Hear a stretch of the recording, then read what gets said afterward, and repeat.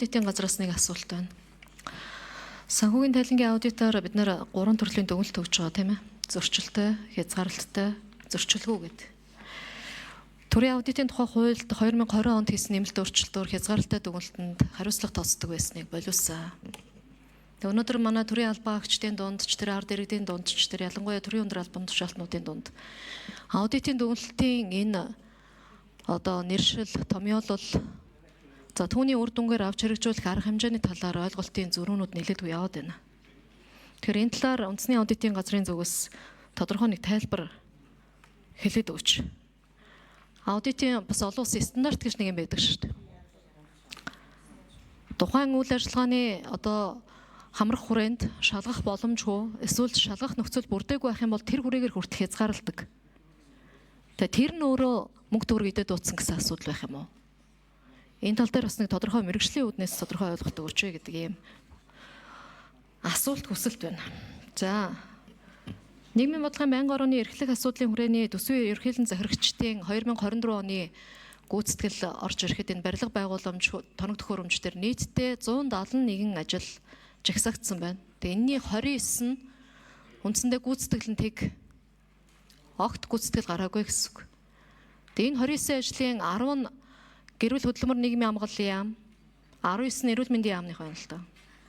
Тэгээ бид нар чи яаж энийг чинь одоо оруулах гэж өнгөрсөн жил ч одоо төсөв хуран умсаа хуухалж тавих гэж бөө юм болж зарчмын зөрүүтэй санал энэ төр гаргаад зооносын үндэсний төв гэлээ. Одоо би энэ дээр яригчээсэн хоёр асуудал хоёулаа энд явж байна. Огт гүйцэтгэл байхгүй 0 гэд. Яагаад юм баа юм бэ? Хийх боломжгүй ажлыг төлөвлөөд байна уу? Эсвэл төлөвлөлтийн явцад, гүйцэтгэлийн явцад төлөвлөлттэй холбоотой, хэрэгжүүлэлттэй холбоотой ямар нэгэн асуудлууд үүсв. Яагаад хоёр яам дээр ийм өндөр дүнгээр гарч ирж байгаа юм бэ гэдэг. Энэ хоёр асуултанд хариулт авъя. За аудитын газраас Наран Чимэг дарга 6 дахь микрофон. За өрн төвийн гишүүний асуултанд хариулъя. Үндэсний аудитын газар Наран Чимэг. За төрийн аудитын байгууллагууд бүгд Интаса буюу Асасагийн гишүүн ийм байгууллагууд байдаг. За энэ байгууллагууд бол аудитын дээд байгууллагын олон улсын стандартыг мөрддөг. За энэ стандартын дагуу Монгол улсын ерөнхий аудитор заавар журмаа гаргаад тэгээд аудитор өөрөө хараат бусаар аудиторуудын ёс зүйг эрхэмлэлж дүгнэлтээ өгдөг байгаа аудит хийсэн аудиторууд. За бид нар аудитыг хийхдээ хязгаарлалтаа санал дүгнэлтийг бол та сая хэллээ. 2020 оны төрийн аудитын тухай хуулинд нэмэлт өөрчлөлт орсон энэ хуулиар хязгаарлалтаа санал дүгнэлт авсан бол хариуцлага тооцдог энэ асуудлыг бол хуулиас одоо болиулсан. Яг гэвэл энэ өөрөө одоо стандартаараа Монгол улс бол одоо хариуцлага тооцдог байсныг олон улсын стандартын дагуу энэ арга хэмжээг авч хуулиас бол энийг хассан байгаа. За хязгаарлалтаа санал дүгнэлтийг ямар тохиолдолд өгдөм бэ гэхээр аудитын хангалттай бөгөөд зохистой нотлогоо олж авч буй аудитор нь одоо тухайн буруу илэрхийллүүд нь дангаараа эсвэл нийтээрээ санхүүгийн тайлангуудад материалог боловч өргөн тархаагүй ингэж үзэх юм бол хязгаарлалтай гэсэн ийм одоо санал дүгнэлтийг өгдөг.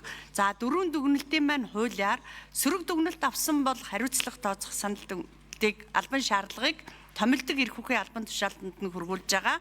Аудит хийхээс татгалзсан бол ажлаас халах гэсэн ийм одоо албан шаардлагыг томилдог эрх үхийн албан тушаалтанд хүргүүлдэг ийм стандартын дагуу үйл ажиллагаа явуулж байгаа. За ер нь бол хязгаарлалтаа санал дүгнэлтийг аудитын олон улсын стандарт 705-ын дагуу дүгнэлтүүдээ ингээд өгöd явдаг. Энэ бол хараат ус дүгнэлт байдаг. За санхүүгийн тайлангийн аудитыг бол 4 тайлангаа баталгаажуулж байгаа ийм аудит байгаа. Санхүүгийн тайлангийн аудитаар эрсдэлтэй гэж үзсэн буюу одоо бодлогын асуудлын аудитыг бол гүйцэтгэлийн аудитаар бид нар бас аудит хийж бодлогын чиглэлийн ариулан хэмнэлт ийм одоо асуудлуудыг өөр өгж асуудлуудыг нь бол гүйцэтгэлийн аудитаар үзэж байгаа. За мөн хууль тогтоомжид нийцсэн хэсэг асуудлыг бол нийцлийн аудит хийж аудит хийдэг ийм 3 төрлийн аудитыг бол төрийн аудитын байгууллага хийж гүйцэтгэж тайланг холбогдох байнгын ороод нь хүргүүлж ажиллаж байна.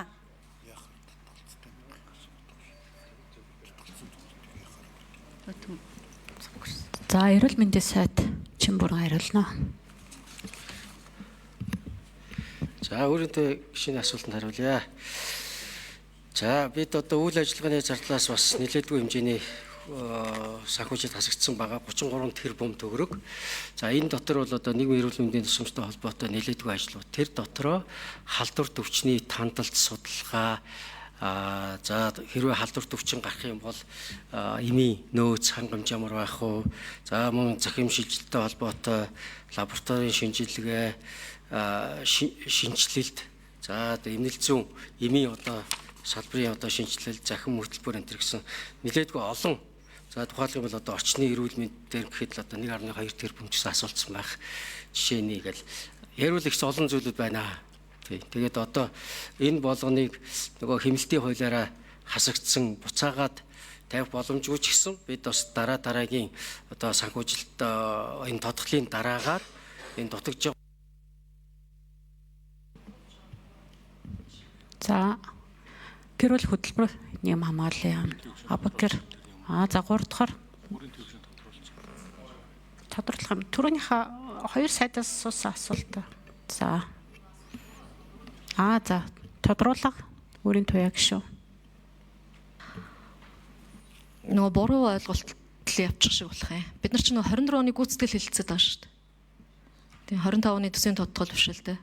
Тэгээ би 24 оны гүйцэтгэл дээр барилга байгууламжийн тоног төхөөрөмжийн одоо худалдаа авалтын өөрөөр хэлбэл ажлын гүйцэтгэл 171 объект бид нар барилга байгууламж тоног төхөөрөмж худалдаж аавна гэдэг хөрөнгө оруулалтын ажил төлөвлөснөөсөө 29 нь огт гүйцэтгэлгүй 0 байна. Үүний 10 нь эрүүл мэндийн яамных байна.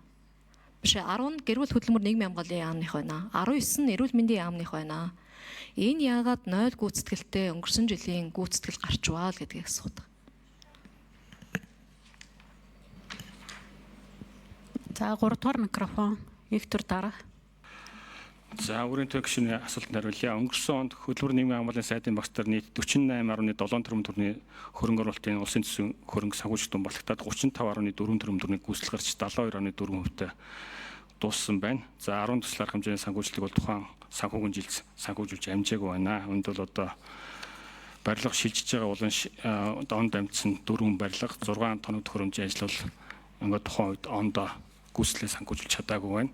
За энэ 25 оны хувьд бол нийтдээ 25 оны хариуд бол ондоо 25 оны хувьд бол нийтдээ 29 төсөл арга хэмжээ батлагсаас 25 нь бол сая 5 сарын 31-ний өмнө бол гэрээгээ бүрэн байгуулж дууссан байгаа. За 24 оны хувьд бол ийм хэлтэй 10 төсөл арга хэмжээний санхүүжилтийг гаргаж чадлагүй дууссан байна. За эрүүл мэндийн яамнаас мөсөг дарга 1 дугаар микрофон хариулна. За эрүүл мэндийн мөсөг өөрийн төв гишүүний асуулт хариулъя. За өнгөрсөн 2024 онд бид бас төсөл арга хэмжээнүүдээс за тендер шалгаруулж гэрээ байгуул чадаагүй 2 төсөл арга хэмжээ бусад нь тоног төхөөрөмжийн ажлууд бас гэрээ байгуул чадаагүй гүйцэтгэл гараагүй байна.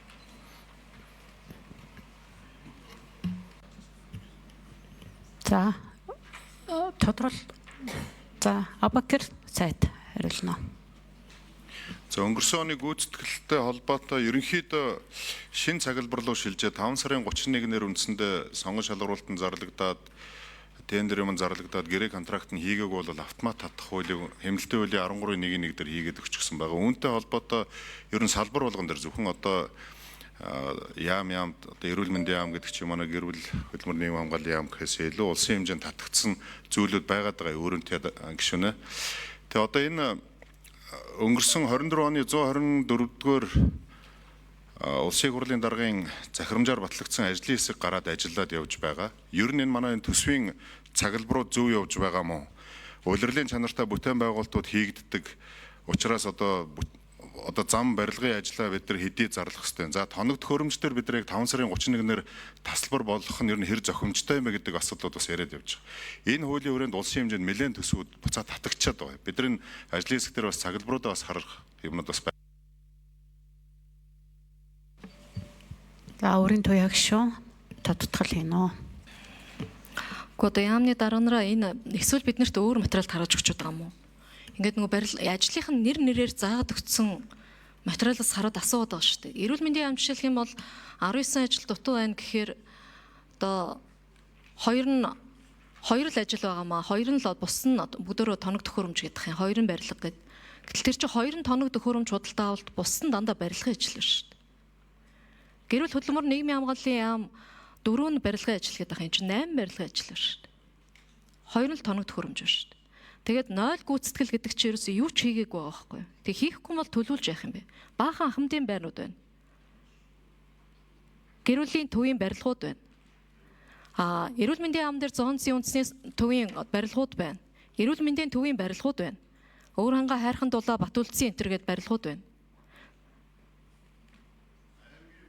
Тэг энэ яагаад зөрүүтэй юм яриад байна? За энэ гişүүд тараасан материал аваа энэ бүр тод яг гişүний асууж байгаа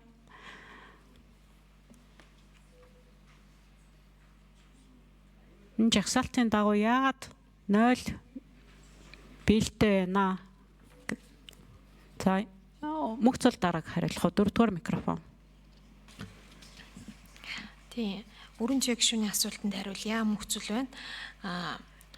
За шилжих хөрөнгө оруулалтаас нэг хөрөнгө оруулалт 24 онд гүйцэтгэлээ гаргаж чадаагүй. Энэ найрамдал цэцлэнгийн хажууд баригдаж байгаа усан спорт цогцлбарын барилгаас 700 сая төгрөг тусгагдсан боловч ингээд гүйцэтгэл нь гараагүй. За яагаад вэ гэхээр барилгын зураг төсвийг зохиогч нь бол зураг төсвөөс татгалтсан гүйцэтгэгч нь зураг төсвийн дагуу гүйцэтгээгүй. Энэ барилга одоо олон жилийн хугацаанд ингэж явж байгаа нэлээд юм салбарын хэмжээнд төвхтэй барилга байгаа.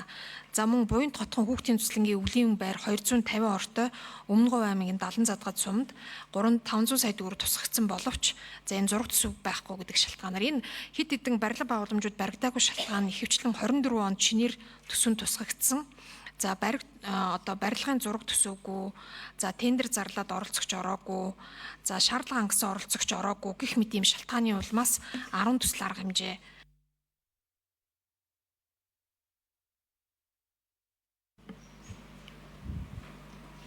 За эрүүл мэндийн яамнаас Чимбүрэн сайд хариулна.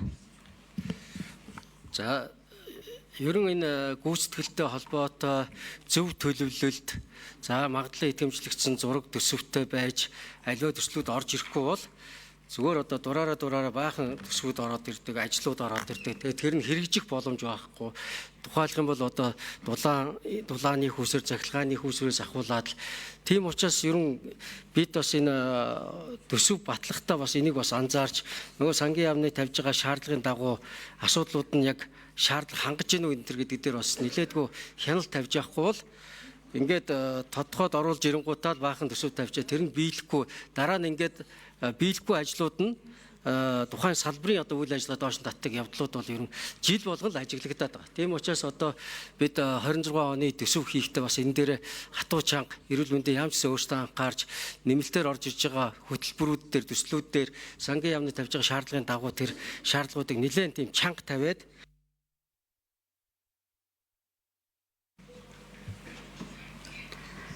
За баярлалаа. Бэсэн гишүүний нэрийг нэмээд түрүүн төхөөрөмж нь ажиллаагүй байна. Асуулт асуу. За бэсэн гишүүн асуулт асууна уу?